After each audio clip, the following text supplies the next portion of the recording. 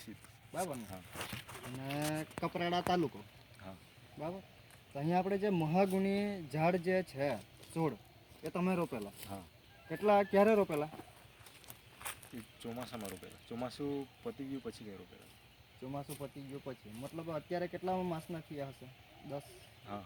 10 માસના છોડ છે, બરાબર ને? તો એની અંદર આપણે કઈ નટસપ કંપનીની જે પ્રોડક્ટનો ઉપયોગ કર્યો તો એ કઈ પ્રોડક્ટનો ઉપયોગ કર્યો? સ્ટીમરીચ અને બાયોપંચાણુંનો છંટકાવ કરેલો છે. બરાબર. એના પર સ્પ્રે કરેલું છે. હા. મતલબ પાંદડા એકદમ તંદુરસ્ત છે. હા. બરાબર. અને એની અંદર જે ફૂટ છે વધ, બરાબર, એ બતાવજો. મતલબ એક ફૂટ જેટલી ફટાફટ થાય છે, બરાબર ને? સ્ટીમરીચના સ્પ્રે કરવાથી ને હજુ તો ફૂટ આવતી જતી છે. હા. બરાબર.